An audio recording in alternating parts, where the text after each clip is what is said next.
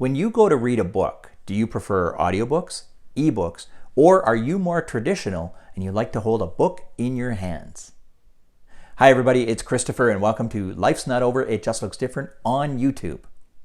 When I first lost my sight back in 2005, I gravitated toward audiobooks because, well, actually it started when a friend loaned me one, and then once I listened to that one, I thought, oh, I want to do more of that. So I started borrowing audiobooks from the library or buying them in bookstores, and it became a very valuable source of entertainment for me because I didn't have to strain to watch things on a screen and try to follow what was going on. And print was really inaccessible to me at that time because I needed such large font sizes that it just wasn't doable. And I listened to audiobooks for a number of years.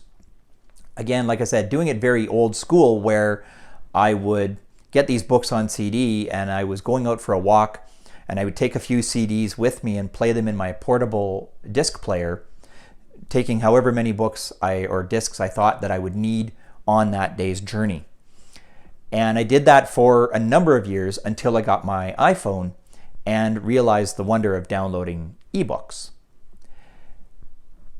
One other thing that I noticed that happened when I was listening to the books on CD was that sometimes if I wasn't as into the book as I thought I might be, or my mind was starting to wander, because of my previous background in broadcasting and a couple of years spent as an audio producer, I was sometimes finding myself going, see, I would have had them read that line differently. Or, oh, see, they picked up an edit there. I can hear that. And I found that sometimes I was analyzing the production quality of the book more than I was actually listening to the content of the book. So this is why when I got my iPhone and started downloading ebooks into my phone and having the voiceover voice read it to me, one, I was okay with the electronic voice reading it to me because I don't read fiction, so I don't need drama and emphasis and all of that kind of stuff. I just need the information, and that's all I want. So having voiceover read the book out to me has been really great.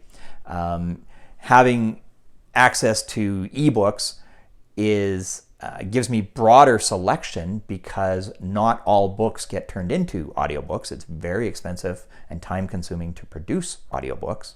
So having access to ebooks and having it read that way has been a really good thing too. And I've read a lot more books that way over the years since getting my phone.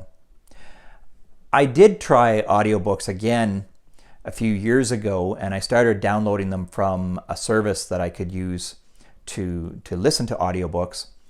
And again, I found the same thing was happening. I was starting to analyze some of the production quality, and I was also listening very much to how the readers were reading the book. And I got really put off by one book in particular. I can't even tell you the name of the book or the reader or any of that, because as I was listening to the book, the reader said, instead of saying the word bona fide, he said bona fide. And I was just stunned and thought, wow, how did a producer let that go through? I would never have let that get through when I was producing reads way back when. So that kind of turned me off of audiobooks again, except in cases where the book is read by the author. I do like that because the author knows the inflection they want on every sentence. They know all of the words. So it's much better, I find, that when I'm listening to audiobooks read by the author. But even that is still kind of rare. In most cases these days, I do prefer ebooks.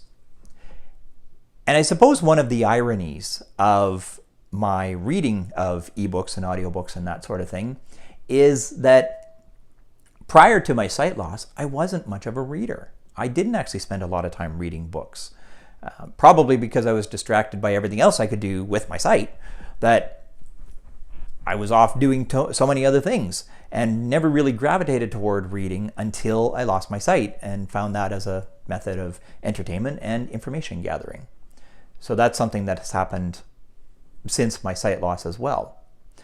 And then, of course, I am very excited to say that when I did my own books, I did produce them in print, of course, because I wanted to catch the crowd that likes to hold a book in their hands. My memoir was produced in ebook format, and my kids' book has also been produced in EPUB format, also in Braille, which was kind of cool.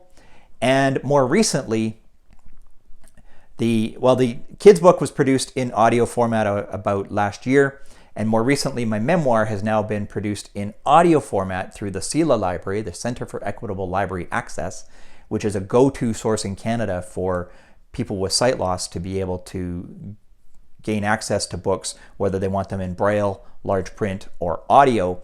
So I am now thrilled that both of my books are part of the CELA collection in those formats, and it's really, really exciting.